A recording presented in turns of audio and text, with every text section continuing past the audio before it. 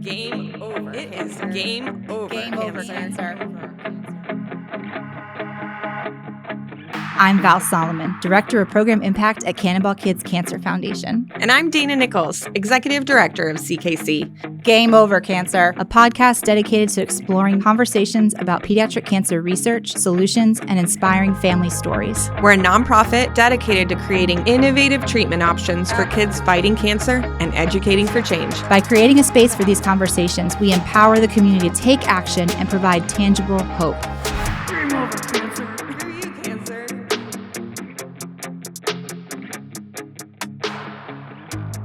Well, today's episode is all about that first scary step into action. Big scaries. Big scaries. So we all know we've had those moments, right, where you hear something or you learn something you didn't know and you are just devastated and you think, oh my God, somebody should do something about that. Yeah. But how do you go from that reaction to I'm going to be a part of the change by doing this? And that's what we talk about today. It's really cool because we're talking with a former board member who went from the somebody to do something to I'm doing something to this is my thing I do every year and love. And that is a quick road sometimes and a long road sometimes. But either way, there is this opportunity to take action and that part feels good. Yes. And that's how you move out of the despair of this problem sometimes is by just that first scary step. Mm-hmm. So, spoiler alert, we find out that helping to raise money for pediatric cancer research is actually kind of easy and fun.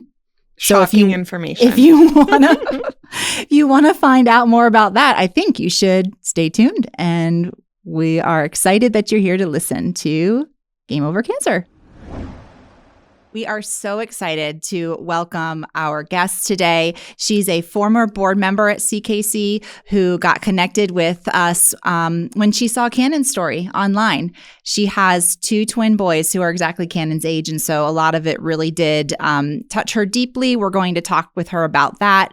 And then along with her friends, she created an event that is called Santa Comes to Scottsdale, and they held that for 6 years, including in the last few years when they were averaging about $15,000 each event. It was really, really awesome. And then her day job during the day, she is helping her husband, Brad, of 22 years, run his dental business in Scottsdale. We know her, we love her, and now you will too. She is joining us at an ungodly hour from Arizona. Please welcome Whitney Britton. Hello, good morning. Hi. Good morning. Thank you for joining us. We know there is, and as a former board member who would get on the calls at 6 a.m. with us, we are just so grateful anytime you show up and agree to be on video with us so early in the morning. Thank you. Of course. I'm excited to be here. I miss you guys. Yeah, we miss you too. Yes. Let's bring our audience along a little bit in the story of how you got involved with Cannonball. So can you tell us a little bit about what you remember seeing around the time where you saw Cannon's story online? What was that like? What impacted you so deeply when you saw that? So back in 2011, my twins were born, and ironically, they're only a few days younger than Cannon. And I don't even know how I found this Facebook post, but I came across a post that Melissa Wiggins, the founder of CKC, had posted, and it was shortly after Cannon's diagnosis. And it kept coming up in my feed. And I just remember Melissa posting videos of Cannon when he was in treatment. And, again, my twin boys were the exact same age. And so seeing the reality of what that infant was going through just shook me to my core. And so I continued to follow. She was very active in posting the realities of his treatment. And so I just continued to follow because I just felt like I could not turn away from what I was seeing. Mm-hmm. It's incredible how social media expands our worlds in that way. But what I think is so interesting is that you're deeply impacted by something and you have that moment of, oh my gosh, someone has to do something. I'm going to help. But what took you from wanting to do something to actually doing something? Because that is a huge step. Yeah. Well, again, I'm in Arizona and you guys are in Orlando. And so, I had no connection to this story. I was just so moved by how raw and real the posts were. And, I had always I don't know, I'd seen pictures of children undergoing cancer treatment, but I had never really known the ins and outs. So I think the first thing I did was I randomly emailed the Wiggins family and said, you don't know me. I live in Arizona. I'm very moved. What can I do to help? And so that way we started up really just becoming kind of email buddies. And I was supporting their journey along the way. And at the time, I was sitting on a pediatric medical research board here in Phoenix. It was a women's board, and we that year actually decided to do our event. All the money raised was going to go to pediatric cancer. And so I kind of had it happening on a local level, and then obviously knew the Wiggins and said, I really wanted to do this because of what I learned about Canon. And so it was really neat. Michael Wiggins came out and I got to meet him in Arizona. And so from there, a friendship developed and I just really wanted to get involved. It was like I couldn't turn away once I saw the realities of what these kids go through. It's incredible. And then you take a next step of having your own event. So where did the idea of Santa Comes to Scottsdale start to form? Yeah. So after I met Michael in person and I had stayed in touch with them, actually a friendship, as I said, was formed and I became a board member for CKC, which was such an amazing experience. Just all the wonderful people that work so hard to make your organization what it is. And so one of the things as a board member was I thought, okay, we have to do something in Arizona to kind of get the word out about CKC and to raise funds for research. And I don't really know how I came up with it. Every holiday, young parents take their kids to get their picture with Santa. And I thought, what if we did that and avoided all the mall lines and we had a Santa? The weather in Arizona is magnificent. And I'm like, what if we had, got a park and got Santa to come and people could come and get their digital photo with Santa and all the proceeds could go to CKC. And so that was, we did it for 6 years and it took off. We had hundreds of people that would come get their Santa photos. I think it's so cool. Number one, it's like tapping into something that people are already doing and kind of solving a problem, I think, too. Because it is, we are solving the problem of funding pediatric cancer research. But if we're backing up, we're like on a day-to-day for that 200 people or whoever showed up, you are providing a service. And when you make people feel good about something that they are bringing their family and doing, and I think that kind of leads in a little bit as to why projects like this really do work out, how they grow, and I mean, you guys even went above and beyond. I remember getting pictures of like the Santa would have like a special cookies with Santa that they could win and you could go, wasn't it like breakfast with Santa or something as well? Yeah, I remember like, it's just, next thing I knew, it was like blown up and I was like, I want to go to Arizona and meet this Santa. It's such a fun morning. I mean, we did it every year. It was on a Sunday in early December.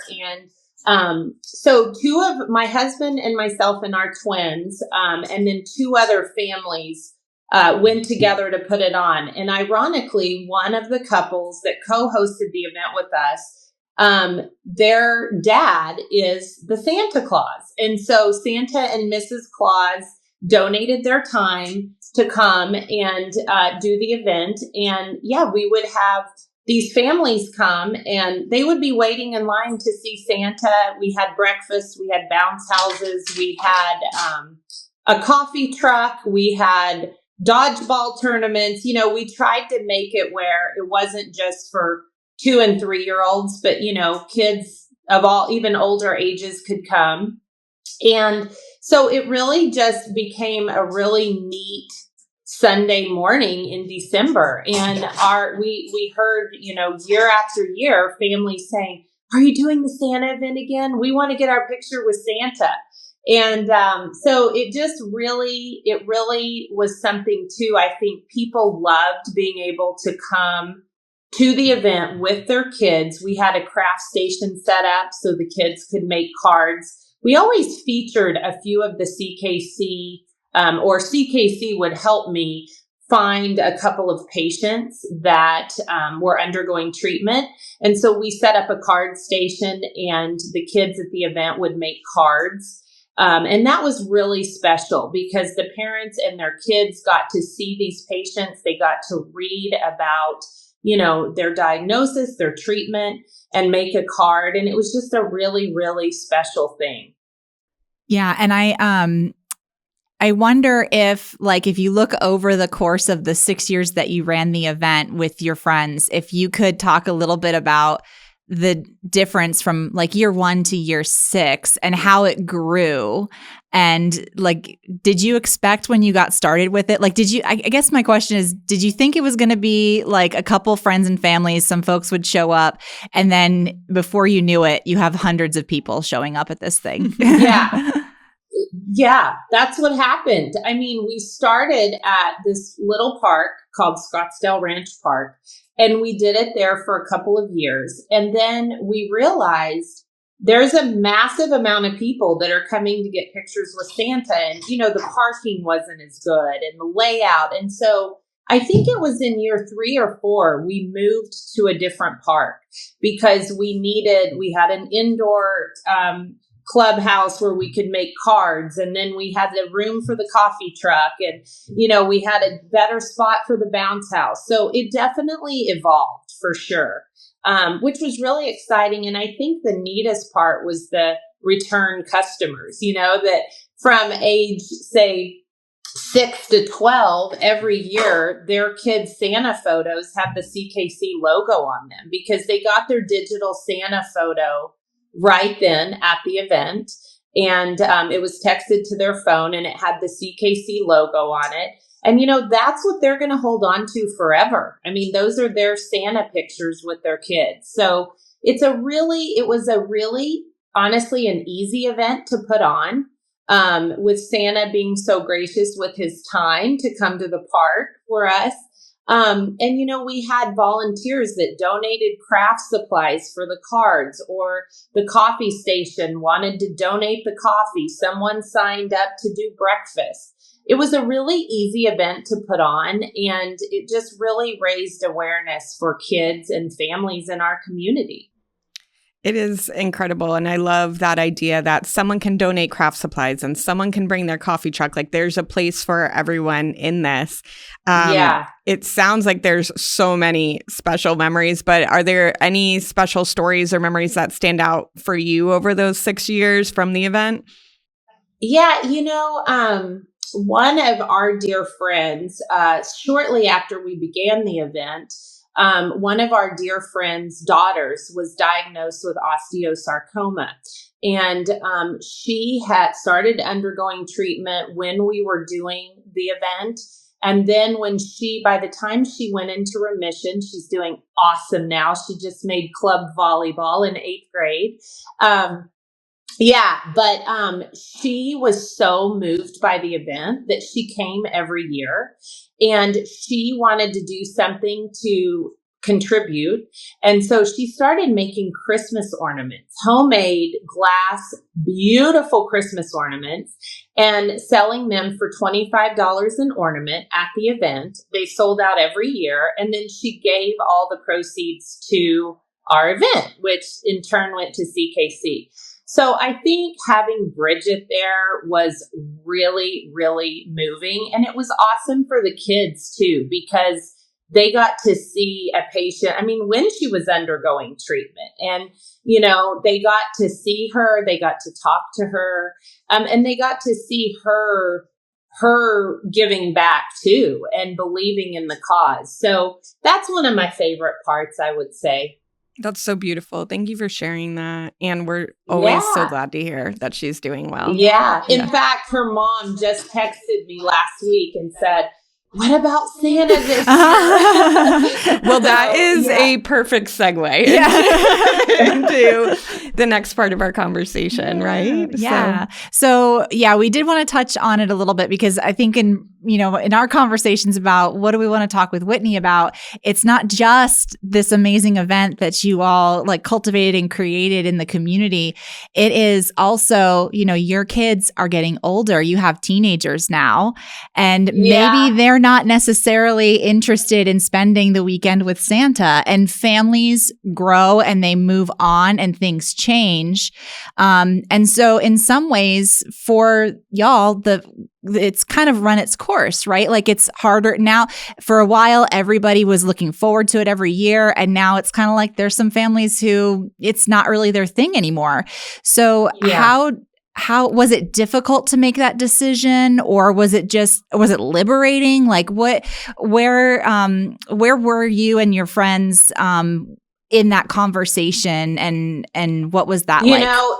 It's a great question, Val, and it was so awesome that you guys asked me to be a guest on here, because the three families that did this together absolutely loved it. It's some of our favorite memories. And as you said, for my twins, we're not in town one weekend of December due to club sports. And so the situation in our life right now just doesn't allow me to do it. And so this is the first year that we're not.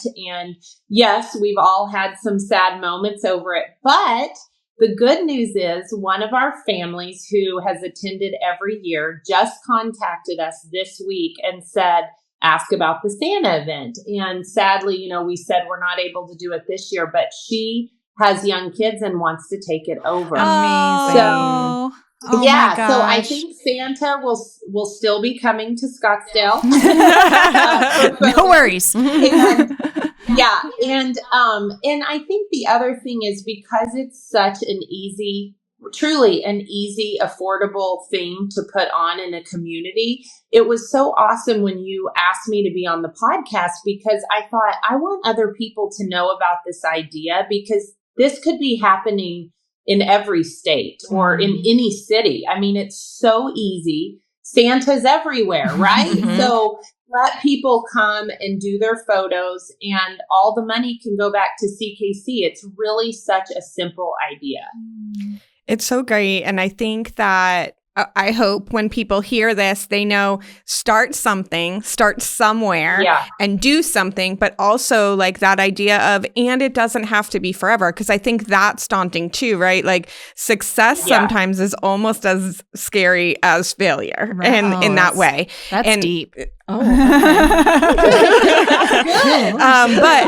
seriously, right? Because, and to your point of now hundreds of people every year have a photo with this Santa. And I know in our family, that's important too, that the photo looks, the same, though it's the same Santa. And so I think though, we don't want anyone's philanthropy to become a burden. Right. And so I love that that's part of this conversation too, is just as much jump in because it's fun. It was easier than I thought it was going to be. It grew. It was great. And I loved it. And when we found it was time to pass the torch, you have someone to do that to. And that's really, really cool. And I think an equally important part of this conversation.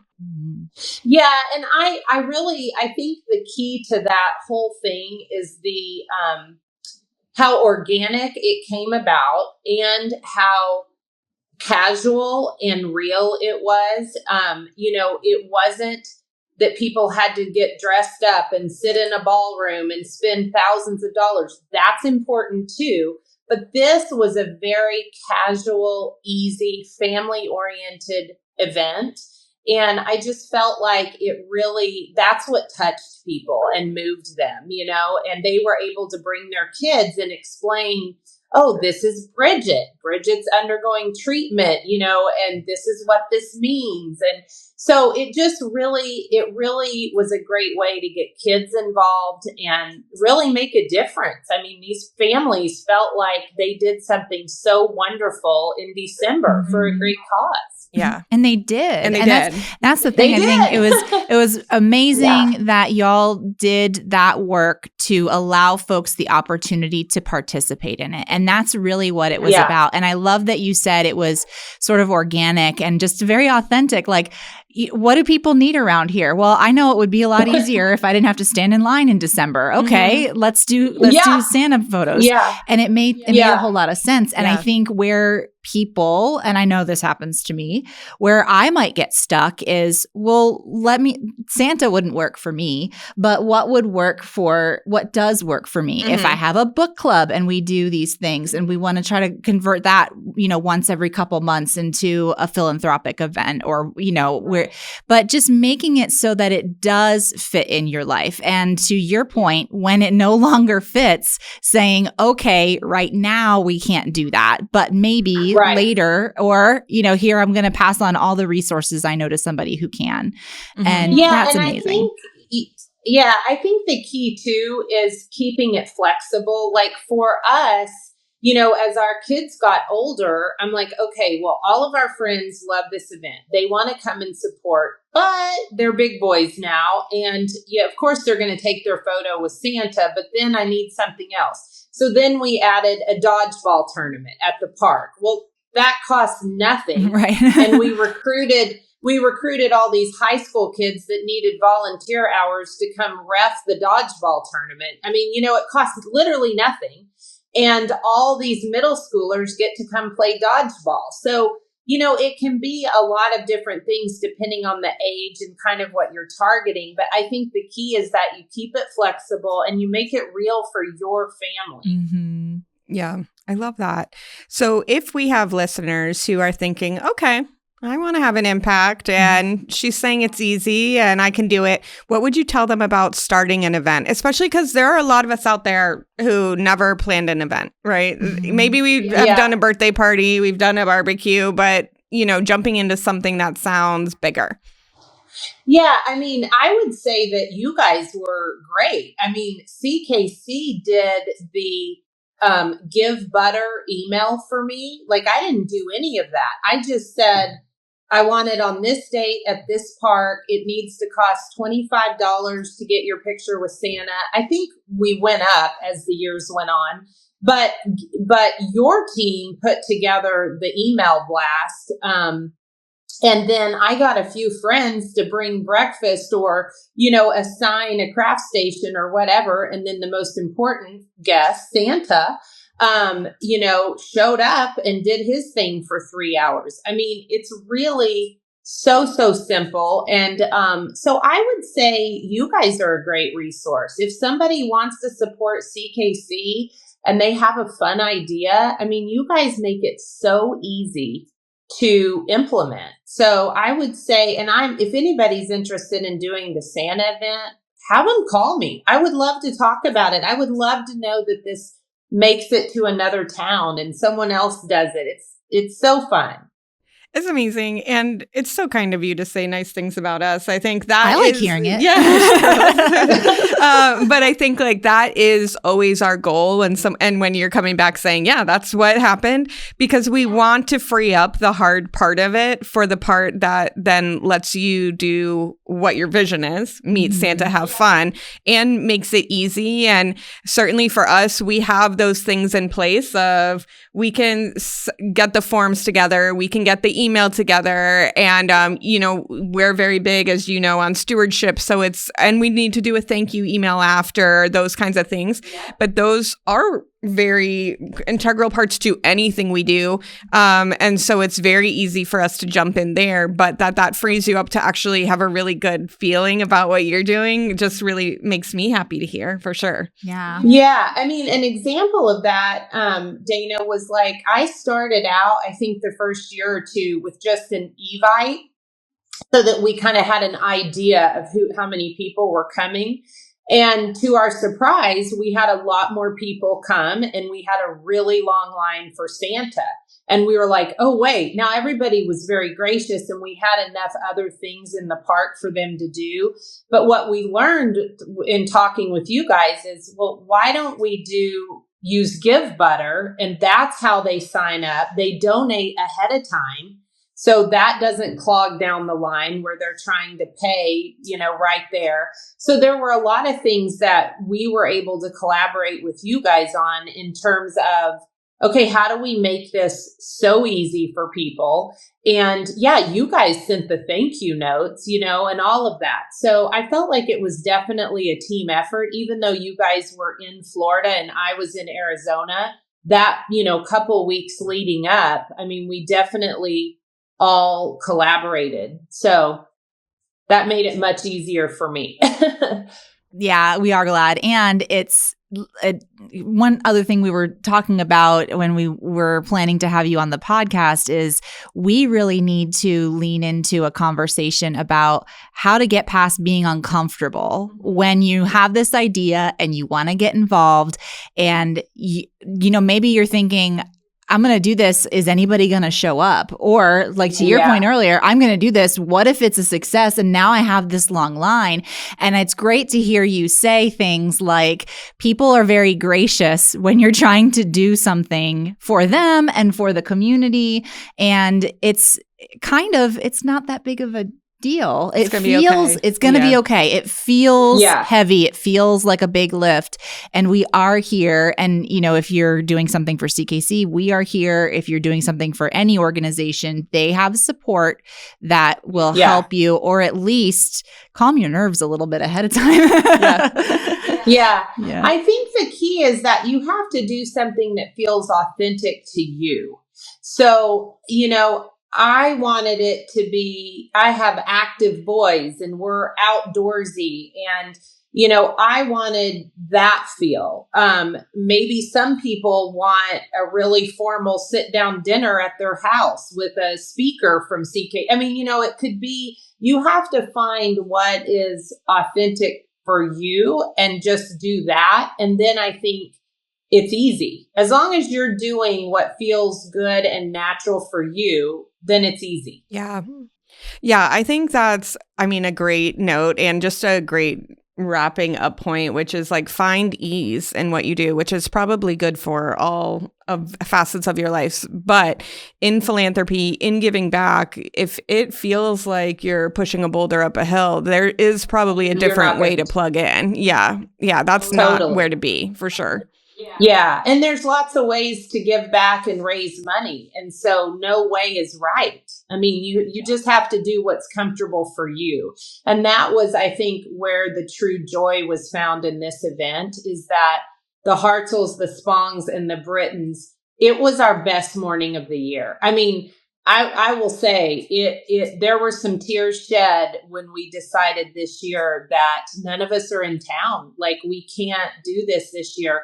And we were a little choked up. I mean, and to know that somebody else wants to start it back next year and they're going to put their spin on it, right? They may change it up to be their own, which is even more cool. And we're going to come volunteer. So we get to now come and be in the back seat and just, be the helper. Yeah. I love that for you. I love that. Yeah. So good. It'll be cool. I love when things work out, right? Everything always works out. Everything always works out. I know. Yeah. Oh man, that's great. I just think that I'm so happy to hear that someone volunteered to carry it on, because I think it puts like a bow on the experience for all of you who've dedicated so much time and effort into making and growing that event. And like, I know we appreciate all the work that went into that, not just the funds that we put into pediatric cancer research, but in the way that event brought to life the impact that people have through the mission, and that they can feel connected, that it didn't have to be difficult for them to be connected, but that they can feel and understand the reality of pediatric cancer and know that they made an impact in it. And you all spent 6 years giving that opportunity to people in the community. And it's so beautiful that you get to know that now someone else is going to take the torch from you.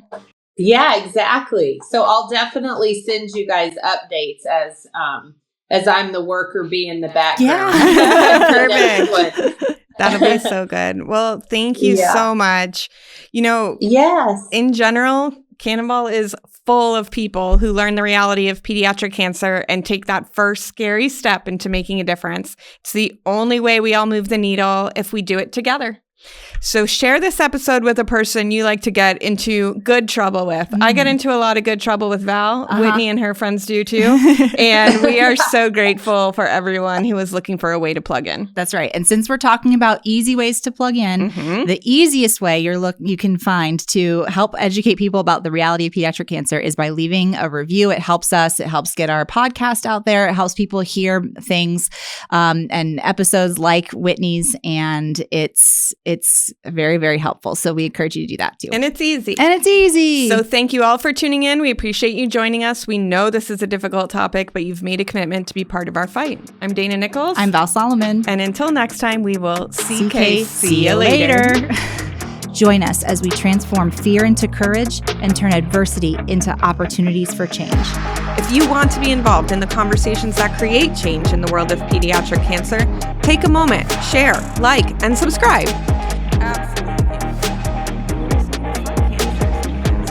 Screw you, cancer. Get the heck out of here.